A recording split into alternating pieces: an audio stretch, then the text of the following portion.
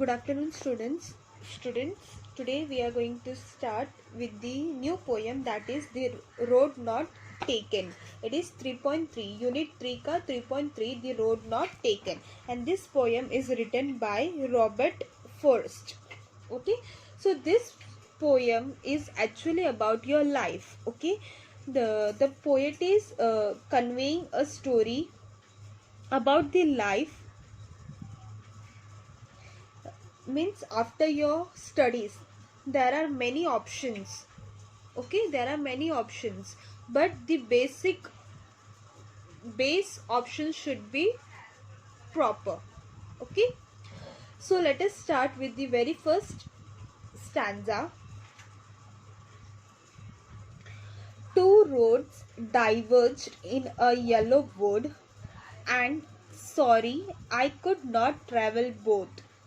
And be one traveler, long I stood and looked down one as far as I could, to where it went in the undergrowth. Here the poem is saying, once when he traveled to the forest, okay, there are two roads. He saw the two roads, means after your 10th standard, okay, 10th standard के बाद आपके पास बहुत सारा options है, right? You can choose your career, okay, right?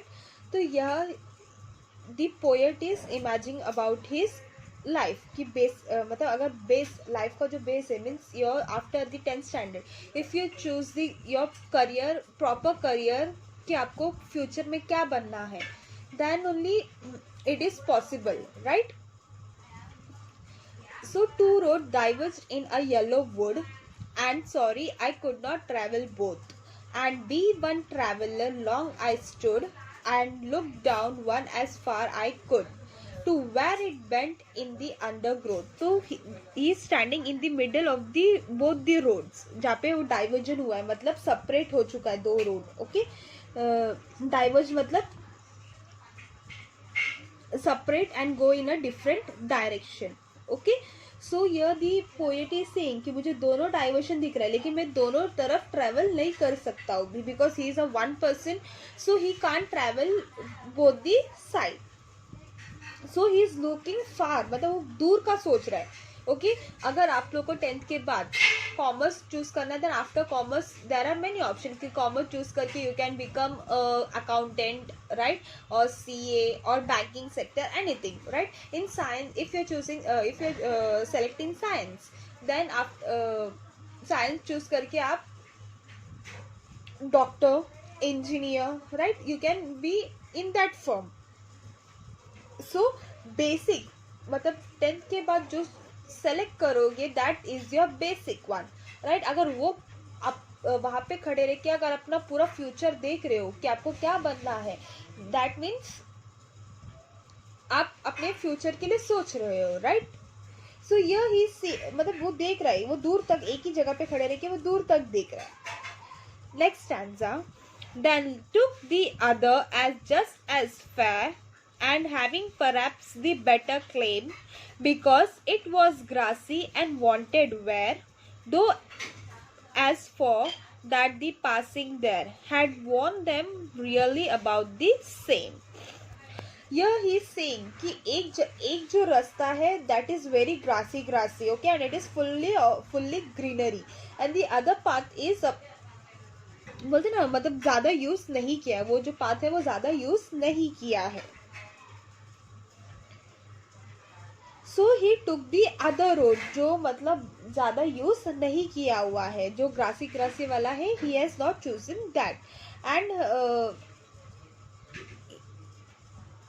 तो almost जो मतलब लोग हैं वो क्या करते हैं कि हाँ मेरा फ्रेंड ने ये करियर चूज किया तो I also move with that career only, right.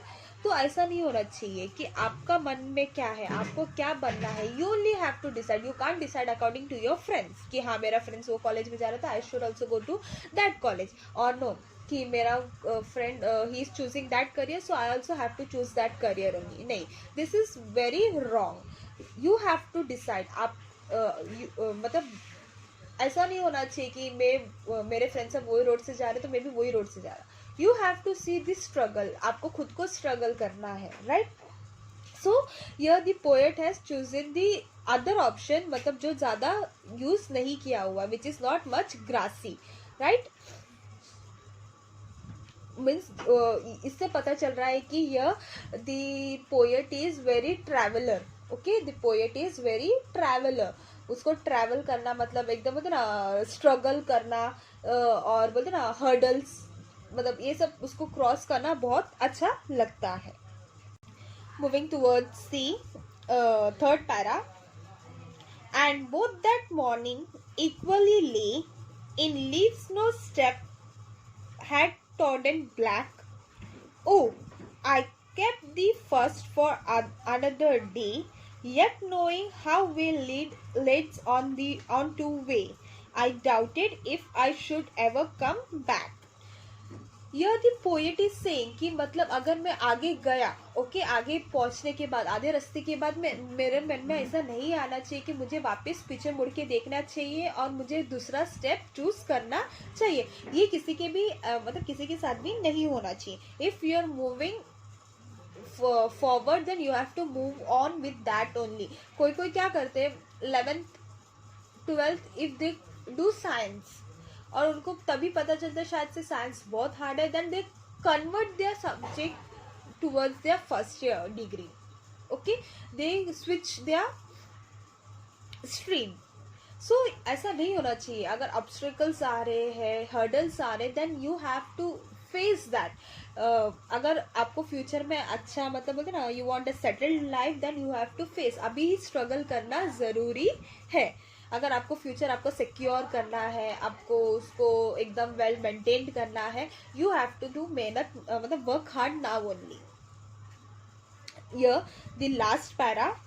I shall be telling this with a sigh, somewhere edges and edges hence. Two roads diverged in a wood, and I took the one less travelled by, and that was made all the differences. Now here the poet is saying कि मैंने अच्छा हुआ कि मैंने जो कम travel किया हुआ road था उसको मैंने चूज किया, कि आगे जाके मुझे पछतावा नहीं होना चाहिए. ओके, तो इसलिए उसने क्या सोचा कि मतलब मैं लेस ट्रैवल किया हुआ रोड आई विल चूज. मतलब जो मतलब ना अभी यहाँ पे खड़े रह के ही अपन अपना फ्यूचर डिसाइड कर सकते हैं. मतलब प्रेजेंट को ही देख के we can choose our future. So main his की प्रेजेंट को ही जीना है अपने को. पास्ट को कुछ मतलब नहीं है. Past is gone, right. Past is past, वो वापस नहीं आने वाला है. लेकिन future is what, future is going to come which is in our hand. If you want to secure, if you want to be happy, then we have to preserve that, we have to बोलते ना save करके रखना. तो इसके लिए always focus on your present day. अगर present day आपने सही चूज किया, अगर प्रेजेंट आपने एकदम परफेक्टली चूज किया, then only your future will be perfect. So here the poet is saying कि प्लीज बी बोलते एकदम शार्प माइंडेड हो, और एकदम कॉन्फिडेंस होना चाहिए, खुद पे भरोसा होना चाहिए. मतलब कोई भी ट्रैवल करो, लेस इसमें ट्रैवल करो या हर्डल से उसमें ट्रैवल करो, आपको जो लगता है you have to travel in that, right. किसी का देख के ट्रैवल मत करो, किसी के पीछे पीछे मत भागो. अपना लाइफ है, अपने को जीना है. We have to struggle, right. अपने फ्रेंड्स एक टाइम तक साथ मतलब साथ रहेंगे, ये नहीं बोलो, लेकिन पढ़ना अपने को ही है, अपना फ्यूचर अपने को ही सेटल्ड करना है. सो या this was the poem that road not taken. Okay, hope ये पोएम आपको समझ में आ गया है. It was very easy. It is about your life, it is about your future. So the poet just wanted to, मतलब आप लोग का लाइफ अभी यही स्टेज पे शायद से आपको डिसाइड करना है, राइट, कि आपको फ्यूचर में क्या लेना है, क्या बनना है, किस राइट, क्या स्ट्रीम चूज करना है. So yes, please prefer and please choose your stream now only. आपको अभी ही आपको चूज करना है कि साइंस लेना है, कॉमर्स लेना है, या कॉमर्स लेने के बाद आपको क्या करना है, या फिर साइंस लेने के बाद आपको क्या करना है. Okay students, if you have any doubt you can ask me. Bye. Take care, be happy and be safe.